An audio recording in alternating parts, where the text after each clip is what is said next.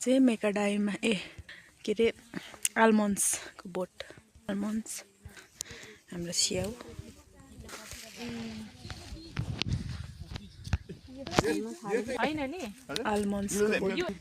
आल्मन्ड्सको खोल यो चाहिँ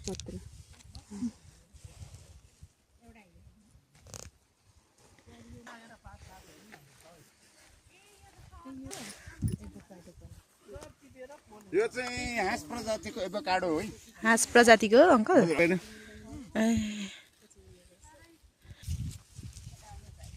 एभोकाडोको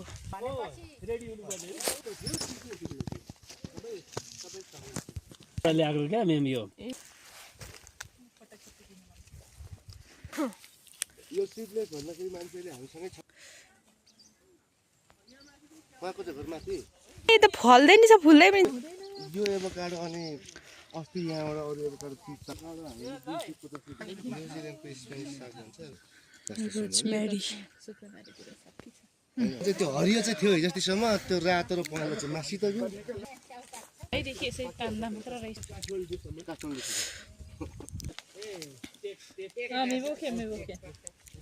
एप्रिको के को आडु निमित हामी चाहिँ यहाँनिर पर्माकल्चरमा आएको कति रमाइलो ठाउँ छ नि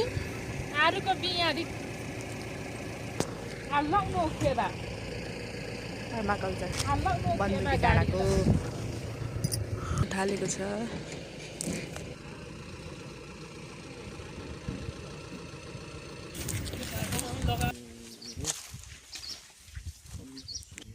तराईमा पनि फल्छ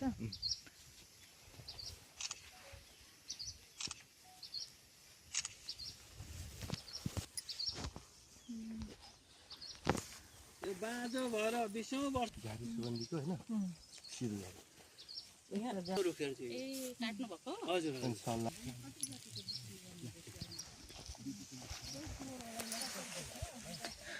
स्याउको बगान कस्तो राम्रो छ चाहिँ बन्दुकी डाँडाको अनि यो चाहिँ कस्तो यहाँ चाहिँ नर्सरी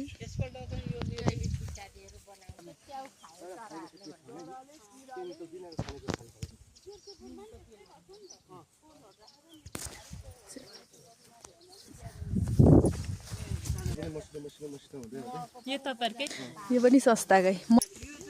सबै यहाँको हिसाबले बनाउन आउँछ तर रेडिमेड पाउँदो रहेछ अहिले